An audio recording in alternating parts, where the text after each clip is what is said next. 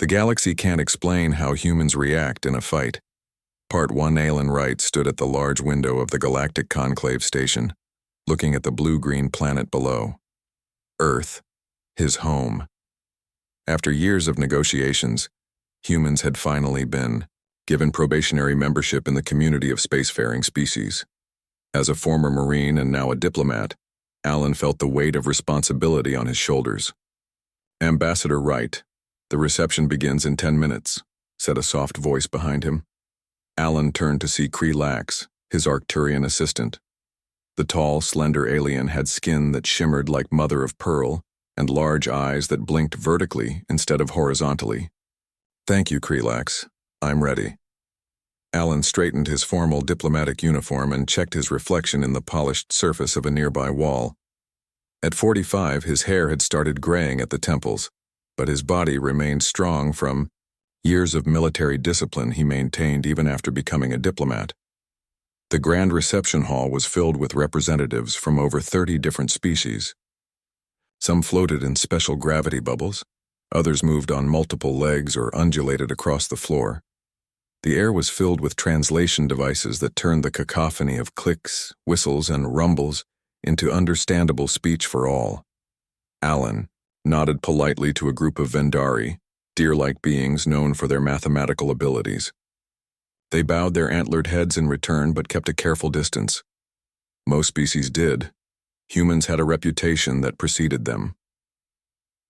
"They fear what they do not understand," said Ambassador Zorathi, the Arcturian who had sponsored Earth's membership application. She glided toward Alan, her ceremonial robes flowing around her tall form. "What exactly don't they understand?"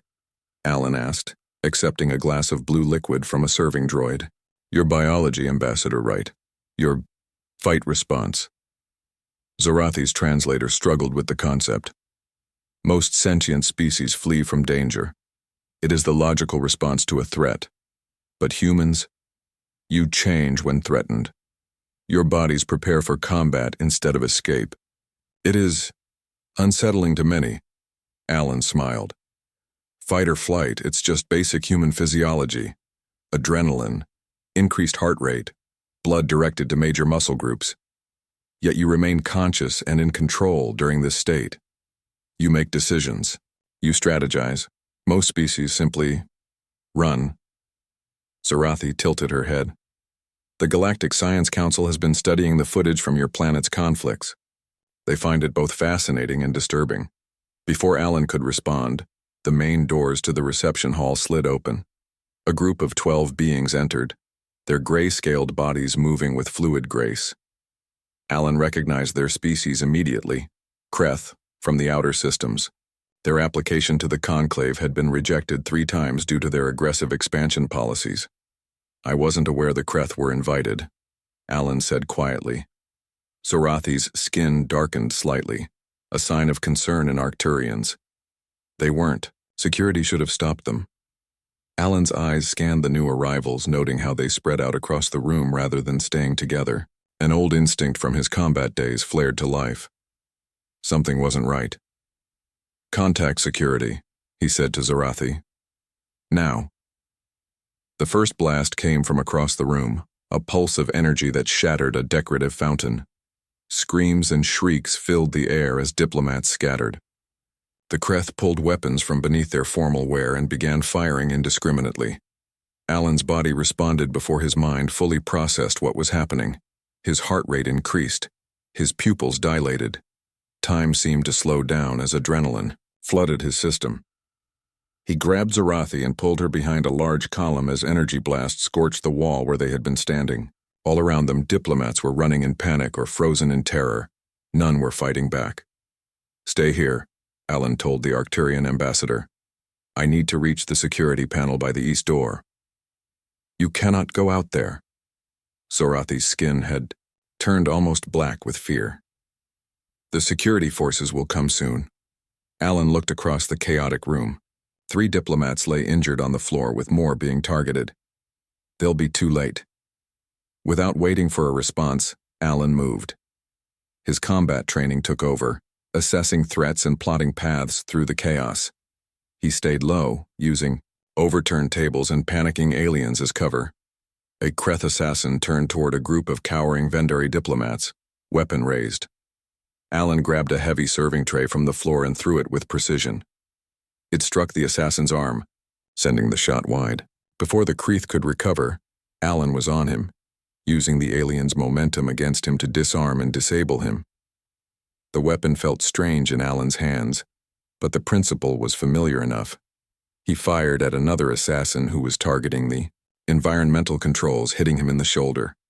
The Kreth screamed in pain and dropped his weapon. Alan felt a burning pain as a shot grazed his side, but his body was in full combat mode now. Pain registered only as information, not as a deterrent. He rolled behind a fallen table, came up in a crouch, and fired twice more. Throughout the room, security cameras captured everything. A single human moving with purpose through chaos, protecting others, engaging multiple armed attackers without hesitation. By the time security forces finally breached the doors, Alan had disabled 4 of the 12 attackers and forced the others to take defensive positions. Blood soaked his left side, and a burn. Mark scored his right arm, but he remained focused, alert, dangerous. The Kreth, facing trained security and a human who refused to be prey, surrendered. Medical teams rushed in to treat the injured. Alan finally allowed himself to feel the pain of his wounds as Zorathi approached him, her skin slowly returning to its normal pearlescent hue. "You are injured," she said, eyes wide as she looked at his bloodied uniform. "I'll be fine," Alan replied, wincing as a medical technician applied something cool to his burned arm. "Are you hurt?" Zorathi shook her head. "No, thanks to you." She paused, studying him. "You changed when the attack began. Your eyes, your movements, even your scent altered." "That's what humans do in a crisis," Alan said simply. Within an hour, security footage of the attack was spreading across the Galactic Information Network. Species throughout the Conclave watched in fascination and horror as one human transformed from diplomat to warrior in seconds. They observed how he assessed threats, how he moved through danger instead of away from it, how injury did not stop him. In the medical bay, as doctors treated his wounds, Alan received a message from Earth's government. The attack was being called an assassination attempt by Kreth extremists opposed to human membership in the Conclave. But the real news was the reaction from other species. Requests for human security personnel had flooded in from 12 different embassies. The Galactic Science Council had formally requested permission to study human stress responses, and 3 previously hostile species had suddenly expressed interest in diplomatic relations. Alan looked out the viewport at the stars. Humanity had just revealed something to the galaxy that they found both terrifying and valuable. When faced with a fight, humans didn't just flee. They transformed, and the galaxy had no explanation for it.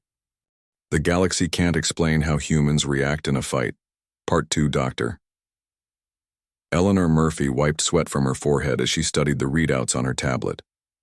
The small laboratory aboard the Earth Alliance ship Intrepid had been her home for the past 3 months. As the ship's lead xenobiologist, she had expected to study alien life forms. Instead, she now found herself studying humans. "Your heart rate has increased by 42%, noted Zeke Tal, the Vendari scientist working alongside her. His large deer-like eyes blinked as he observed the human test subject running on a treadmill. Sensors attached to the man's body transmitted data to their screens. "That's normal for humans during exercise," Eleanor explained. "But it's nothing compared to what happens during a real fight-or-flight response." Ever since Alan Wright's actions during the Kreth attack at the Conclave, the aligned worlds had become obsessed with understanding human stress responses. What seemed ordinary to humans appeared almost magical to species that had evolved pure flight responses. "We are ready for the combat simulation," Eleanor said, turning to the man on the treadmill. "Lieutenant Davis, are you prepared?" The young officer nodded, stepping off the treadmill. "Ready, Doctor." Lieutenant Greg Davis moved into the adjacent room, a training space modified with holographic projectors. Eleanor and Zekatal watched through a window as the room transformed into a battlefield scenario. "We'll monitor his physiological changes. During simulated combat, Eleanor explained to the Vendari. His body doesn't know it's not real danger. As the simulation began, holographic enemies appeared. Davis responded immediately, his training taking over. The sensors showed the changes in real time. Pupils dilating, adrenaline flooding his system, heart rate elevating but remaining controlled. His reaction time decreased dramatically as his body directed blood to major muscle groups. K'Tal's antlers quivered in amazement. He is injured, the alien noted as a holographic weapon scored a hit on Davis's arm. Yet his performance does not decrease. Pain suppression, Eleanor said. In combat situations, humans can continue functioning despite injuries that would normally be debilitating. The Vendari scientist made notes on his own device. My species would be incapacitated by such pain.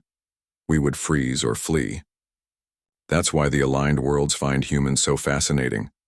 Our biology allows us to function, even excel, under conditions that would disable most sentient species. After the simulation ended, they collected blood samples from Davis and ran them through analysis. Eleanor explained how stress hormones like cortisol and adrenaline worked, how human muscles could temporarily exceed their normal capabilities, and how the brain processed information differently during combat. It is remarkable, Zikatal said. In my species, fear shuts down higher brain functions. We cannot think clearly when threatened. Eleanor nodded. Humans developed differently. We can strategize during danger. It's how we survived as a species. Later, that day Eleanor was called to Admiral Frank Donovan's office. The Admiral was a stern man with graying hair and a reputation for directness. Dr. Murphy, he said as she entered, I've received some concerning intelligence reports. He showed her images on his screen. Facilities on several worlds where alien scientists appeared to be studying human combat footage. Some were military installations. Not everyone views your research as purely scientific, Donovan said. Several factions are analyzing human combat capabilities as a potential threat. Others see us as possible weapons. Eleanor frowned. My work with Zikatal is about understanding, not weaponizing humans.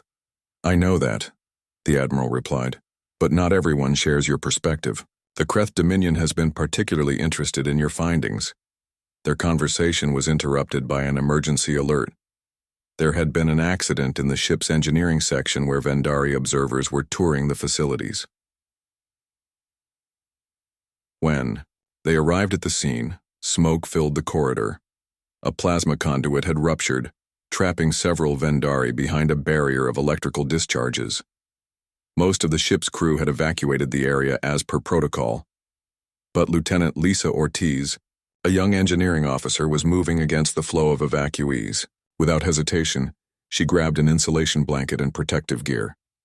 The Vendari can't survive that heat for more than a few minutes, she shouted to her teammates. Their bodies will shut down. Eleanor and Admiral Donovan watched as Ortiz's vital signs appeared on their emergency tablets. Her body was showing classic stress response patterns: elevated heart rate, adrenaline spike, increased breathing. But instead of freezing or fleeing, she was moving deliberately toward the danger. Ortiz wrapped herself in the insulation blanket and pushed through the electrical barrier. The ship's sensors showed her skin temperature rising to dangerous levels, but she continued moving. She reached the trapped Vendari and guided them to a maintenance shaft that bypassed the damaged section. By the time emergency teams sealed the breach, Ortiz had second-degree burns on her arms and back. The medical team treated her as the rescued Vendari watched in stunned silence. She knew the danger, one of them said to Zikatal. Yet she moved toward it instead of away. That evening, as Eleanor updated her research files, she added footage of Ortiz's rescue alongside the combat simulations. Admiral Donovan visited her in the lab. The Vendari delegation has requested permission to stay aboard longer than planned, he said. Your research has taken on new importance. Eleanor nodded.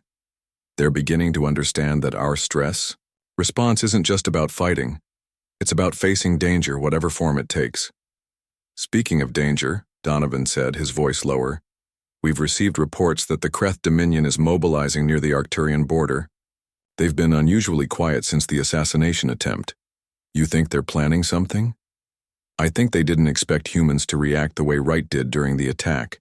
Now they're re-evaluating their approach. Eleanor looked at the screen showing Davis's and Ortiz's biometric data during their respective crises. The patterns were nearly identical, but the outcomes were completely different.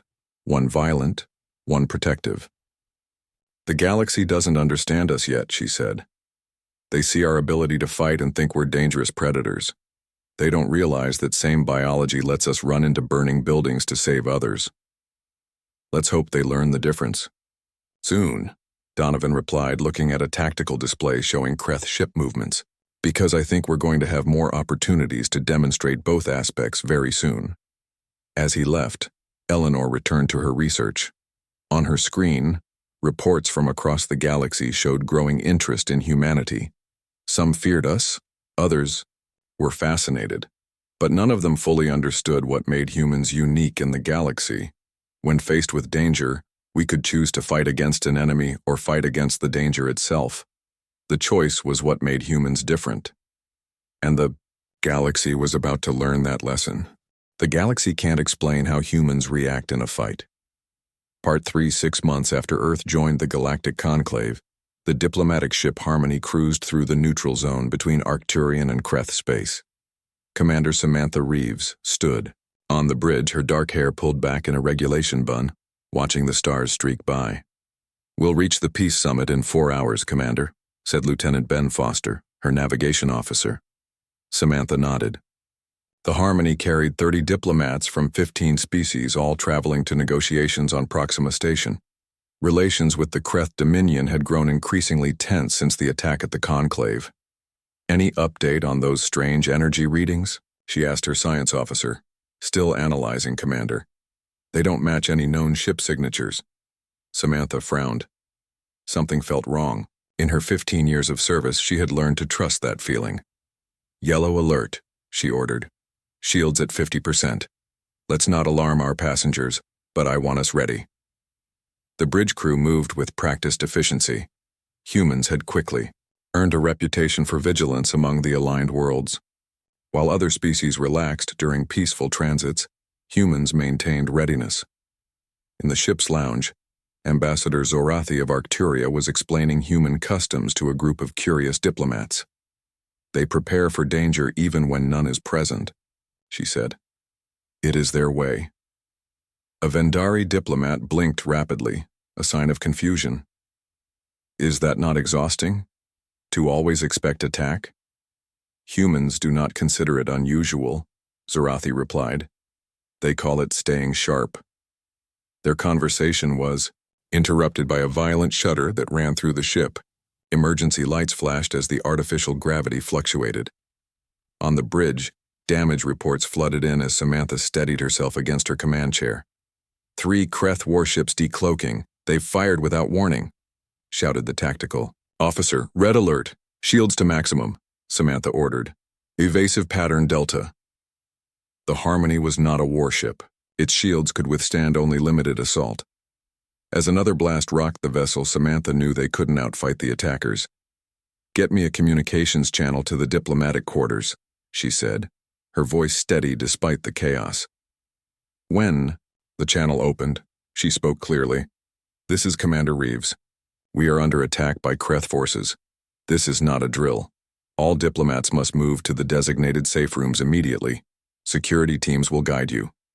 In the diplomatic quarters, panic erupted.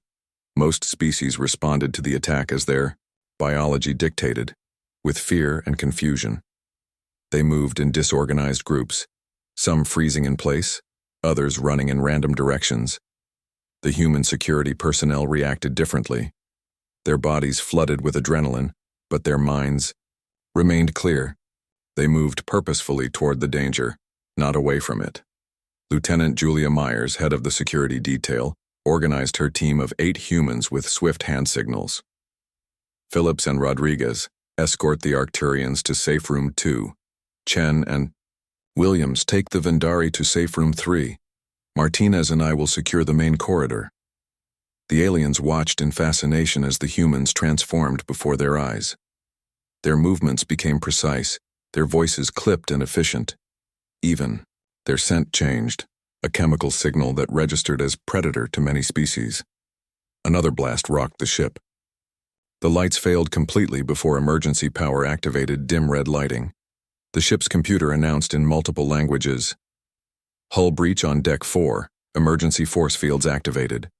Over her communicator, Julia heard Commander Reeves's voice. "Myers, we have boarders. Kreth boarding parties have breached Deck 4 and are moving toward the diplomatic quarters. Security protocols authorize lethal force to protect the diplomats." "Understood, Commander," Julia replied. She turned to her team. "We have boarders.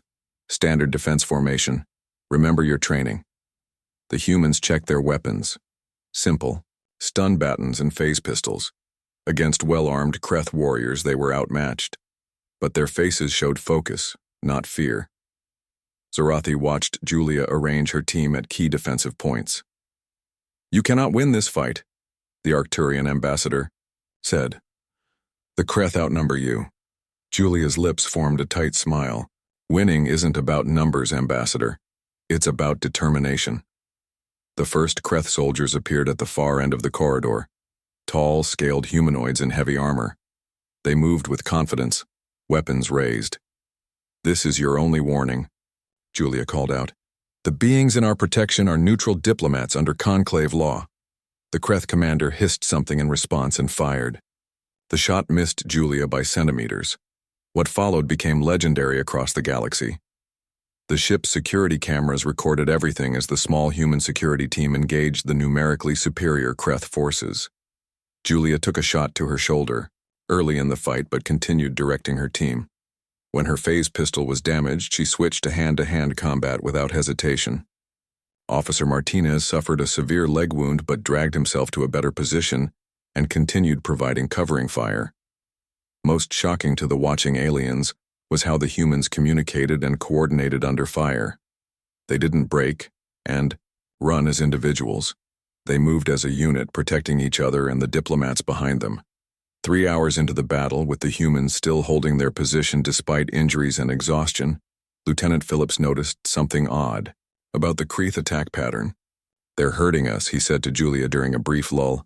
"Not trying to break through, they want us to fall back to Section 5. Julia realized he was right. The Kreth weren't fighting to win. They were manipulating the battlefield. "It's a trap," she said. "They want all the diplomats in one place." She made a decision that confounded both the Kreth and the watching aliens. Instead of continuing their defensive retreat, the humans advanced. "We're pushing forward," Julia ordered. "Martinez, Phillips, create a diversion at Junction B, Chen with me. We're taking the fight to them." The Kreth, expecting continued retreat, were unprepared for the sudden, aggressive push. The humans moved forward in coordinated pairs, using the ship's architecture as cover. In the safe room, the diplomats watched on security feeds. A Vendari scientist recorded everything, his antlers quivering in excitement. "They advance when logic dictates retreat," he whispered. "Their biology allows this choice." By the time the Conclave rescue fleet arrived, the humans had not only held off the Kreth boarding parties but had reclaimed 2 decks of the ship. 7 of the 8 security personnel were injured. 3 had wounds that would have incapacitated any other known species. As medical teams treated the human defenders, news of their stand spread across the galaxy. Security footage showed humans continuing to fight while injured, adapting tactics mid-battle, and most surprisingly, advancing against superior forces when retreat seemed the only logical option. On Earth, military leadership reviewed the incident with mixed feelings. The humans' actions had saved dozens of important diplomats, but their capabilities had now been fully exposed to the galaxy. "They know what we can do now," Admiral Donovan said during an emergency council meeting. "The question is, will they see us as protectors or predators?" The answer began to form when 17 previously hostile species requested human security, personnel for their embassies. The galaxy had witnessed something unprecedented, a species that became more effective, not less, in the face of danger, and they wanted that species on their side. "The galaxy can't explain how humans react in a fight," Part 4 Captain Darius Wells stood before the mirror in his quarters aboard the Earth Alliance vessel Guardian, adjusting his formal uniform. At 35, he had the lean, muscular build of someone who spent more time in the training room than at diplomatic functions. A scar ran along his jawline, a reminder of his first encounter with Kreth forces years ago. Captain, we're approaching Proxima 7. His first officer's voice came through the communication system. Thank you, Officer Reed. I'll be on the bridge shortly. The peace conference on Proxima 7 had been in planning for months. 15 species would gather, many with centuries of conflict between them. But for the first time, humans would play a central role, not just as participants but as security guarantors for all parties. When Darius reached the bridge, the blue-green planet filled the main view screen. Status report, he ordered. All systems normal, Captain. We have clearance to proceed to orbital dock. 7 other diplomatic vessels already in position. Darius nodded. Let's not keep them waiting. 2 hours later, he led a team of 20 human security officers into the grand conference hall on Proxima Station. The circular room featured raised platforms for each species delegation and a central speaking area. Tension was palpable as ancient enemies eyed each other across the space. Ambassador Nicole Daniels, Earth's chief diplomat, approached Darius. Her gray-streaked hair was pulled into an elegant knot, and her dark eyes showed concern. The Relani delegation is threatening to leave, she said quietly. They don't trust the security arrangements. 3 centuries of war with the Ghostari makes them nervous about sharing a room. Darius surveyed the Relani, tall insectoid beings whose translucent exoskeletons revealed pulsing internal organs. Across the room, the reptilian Ghostari representatives hissed softly among themselves. What do they want? Darius asked. Assurances. The Kreth attacks have everyone on edge. No one believes the neutral security forces can protect them if violence erupts. Darius considered the situation. Since the Harmony incident, human security personnel had become highly sought after. Their unique combat responses made them valuable guardians. But there was still much the galaxy didn't understand about humans.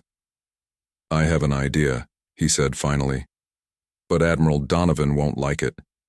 Nicole raised an eyebrow. That's precisely why I think I'll approve it.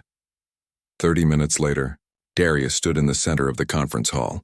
The delegates from all 15 species watched with a mixture of curiosity and apprehension as he addressed them. Honored representatives, I understand your concerns about security. Each of you has enemies in this room. Each fears betrayal or attack. So I propose a demonstration to show why human security forces can guarantee your safety. Murmurs rippled through the assembled aliens. I will face champions from 3 different species in non-lethal combat. You may select the challengers and the rules of engagement. This will show you exactly what humans are capable of when threatened. The Arcturian representative's skin darkened in alarm.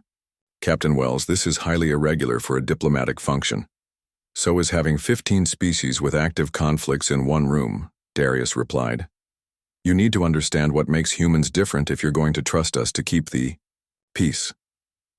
After heated debate, 3 species nominated champions: a Ghostari warrior, a Kreth commander, and a Jubari fighter whose species resembled massive armored bears.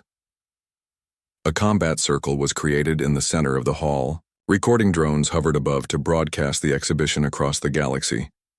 Ambassador Daniels looked worried as Darius removed his uniform jacket. This wasn't what Earth's diplomatic corps had in mind, she whispered. Sometimes showing is more effective than telling, he replied. The scars across his torso told stories of previous battles. The Ghostari went first. The reptilian warrior circled Darius, its clawed feet clicking on the floor. It was faster than it looked, striking, with a sweeping tail that would have broken bones if it had connected. Darius dodged, studying its movements. The aliens watched in fascination as Darius's body responded to the threat. His pupils dilated. His breathing became controlled and deep. When the Ghostari lunged, Darius sidestepped and used the creature's momentum against it, sending it stumbling.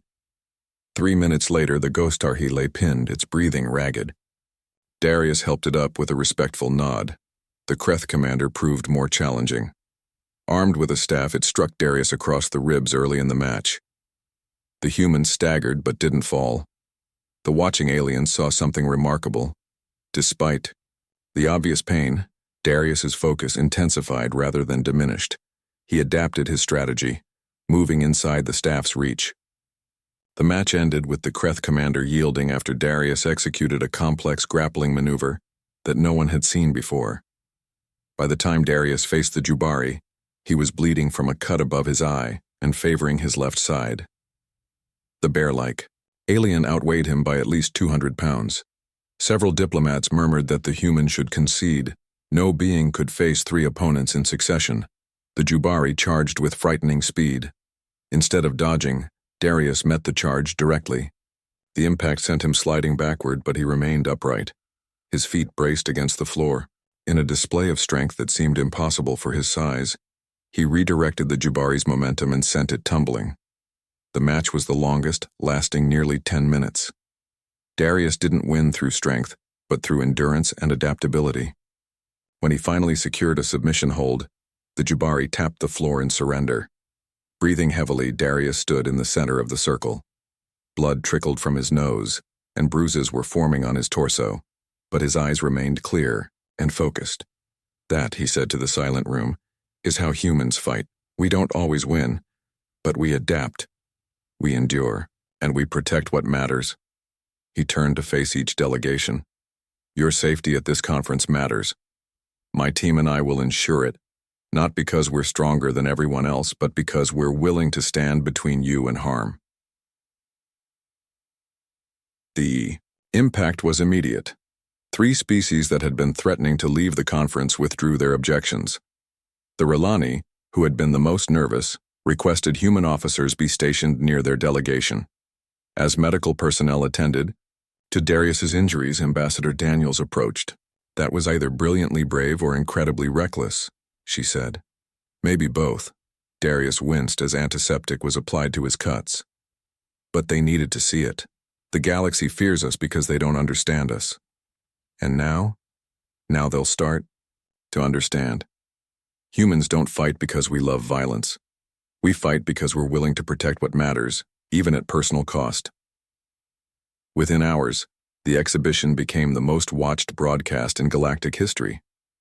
Billions of beings across thousands of worlds witnessed a human facing multiple opponents, adapting tactics, continuing despite injuries, and explaining it all as simply doing what was necessary.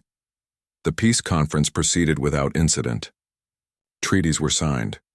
Ancient conflicts began the slow process toward resolution. And at the center of it all stood humans, beings the galaxy still couldn't fully explain, but were beginning to trust. As the conference concluded, 7 species formally requested permanent human security forces for their most sensitive installations. Earth's position in galactic politics shifted overnight from newcomer to key power broker. They still don't fully understand us, Darius said to Nicole as they prepared to return to Earth. No, she agreed, but they're starting to see that our ability to fight isn't what makes us dangerous. What does then? Our choice of what to fight for, she replied. And that's something the galaxy is only beginning to comprehend. The galaxy can't explain how humans react in a fight.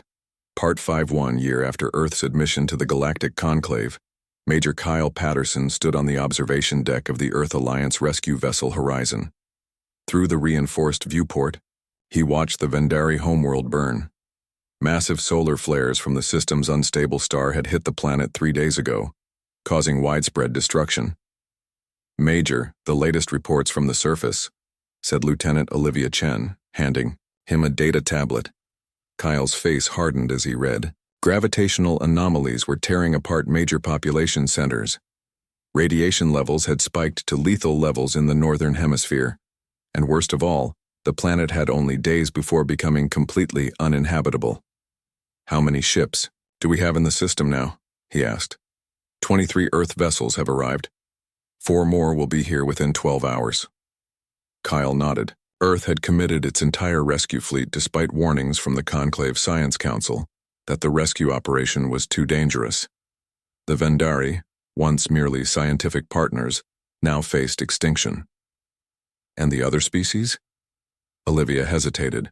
The Arcturians sent 2 ships, but they're maintaining orbit outside the radiation belt. The others? Her voice trailed off. The others aren't coming, Kyle finished. They've written off the Vendari. On the command deck, Admiral Donovan was coordinating with rescue teams already on the surface. Around him, communication officers relayed urgent requests for help from Vendari colonies. We need more landing parties, Donovan told Kyle when he arrived. The radiation shields on our ships can get us to the surface, but the conditions down there are deteriorating rapidly. My team is ready, Admiral, Kyle replied. An hour later, Kyle led 30 human rescue specialists toward the planet's surface in 3 shuttles. Each human wore a radiation suit with limited protection. They knew the risks. Exposure above certain levels would mean severe illness or death, even with advanced medical treatment. Remember your training, Kyle told his team over the communication channel. In and out as quickly as possible. We've got less than 6 hours before radiation levels become lethal even with protection. The shuttles landed in what had once been a Vendari cultural center, a city of crystalline spires and ancient learning. Now buildings lay shattered. Fires burned unchecked. The beautiful deer-like beings who had studied humanity with such fascination now huddled in damaged shelters, their antlers drooping in fear and exhaustion. As soon as they landed, Kyle's team encountered the same challenges that had stopped other rescue efforts. Gravitational fluctuations made walking difficult. Equipment malfunctioned. Communication with the ships in orbit came and went. Eastern Sector reports structural collapses trapping approximately 200 Vendari, Olivia reported. Northern outpost has radiation levels that exceed our suit tolerances. Kyle made quick decisions, splitting his teams based on specialty. Jackson, take Team 1 to the Eastern Sector. Martinez, Team 2 will handle the Northern outpost. Use the radiation scrubbers to create safe corridors. My team will secure this landing zone and establish a medical triage center. As the teams deployed, the Vendari watched in confusion. Their logical minds couldn't understand why these aliens would risk death to save strangers. A Vendari scientist named Zektal, who had once worked with Dr. Eleanor Murphy, approached. Kyle, your biology compels you to flee danger, Zektal said, his translator struggling with the concept. Yet you move toward it. Explain. Kyle checked his radiation meter before answering. The same response that lets us fight enemies lets us fight any threat, including this one. As he spoke, a violent tremor shook the ground. A nearby building already damaged began to collapse. Without hesitation, Kyle rushed toward it, his body responding to the danger, heart rate increasing, adrenaline flooding his system, senses sharpening. A Vendari family stood frozen beneath the falling debris, their bodies locked in a biological freeze response. Kyle reached them just as the structure gave way. He pushed the Vendari clear, but a massive beam struck his leg, pinning him. The pain was immediate and intense, but his combat response was fully activated. He remained conscious, focused on survival. 2 members of his team reached him, lifting the beam while others evacuated more Vendari from the area. Major, your leg, one began. Is still attached, Kyle finished. That's good enough for now. Despite the compound fracture, Kyle continued directing the rescue operation. His team watched in concern as he refused medical evacuation, using a makeshift splint and pain blockers to keep working. Throughout the city, similar scenes played out. Human rescue workers pushed their bodies beyond normal limits, enduring conditions that would incapacitate most species. They entered buildings on the verge of collapse, carried Vendari too weak to move, and improvised solutions when equipment failed. When a radiation surge overloaded their shields in the northern sector, Team 2 continued working with minimal protection. Lieutenant Sarah Wilson died saving a group of Vendari children. 4 others suffered severe radiation exposure, but completed their rescue missions before collapsing.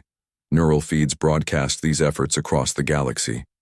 For the first time, the watching species witnessed humans rushing toward danger not to fight enemies but to save lives. After 36 hours on the surface, With radiation levels now lethal even with protection, Kyle's team had evacuated over 12,000 Vendari. Similar efforts across the planet had saved millions. As the last rescue shuttles lifted off from the dying world, Kyle finally allowed medics to treat his shattered leg. Through the viewport, he watched the planet that had been home to one of the galaxy's oldest civilizations. They had saved many, but not all, not nearly all. It wasn't enough, he said quietly. Dr. Eleanor Murphy, who had joined the medical team aboard the Horizon, shook her head as she applied regeneration therapy to his radiation burns. It was more than anyone else would have done, she replied. The Vendari cannot understand why we would risk ourselves this way. Their biology doesn't allow for it. And yet they're studying us even now. Kyle nodded toward a group of Vendari scientists carefully documenting the humans' medical treatments. In the weeks that followed, as millions of Vendari refugees found temporary homes across human colonies, the Galactic Conclave met in emergency session.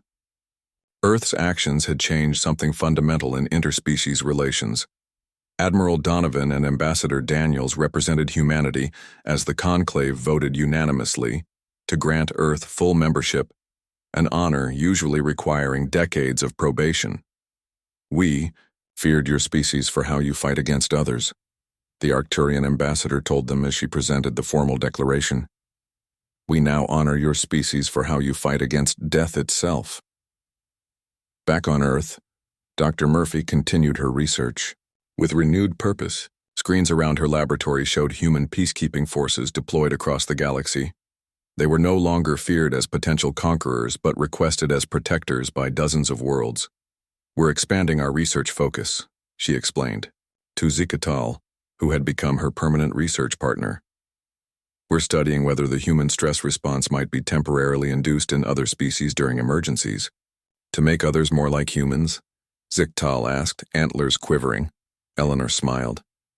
To give others the same choice we have. To run from danger, or to run toward those who need help. The galaxy still couldn't fully explain how humans react in a fight.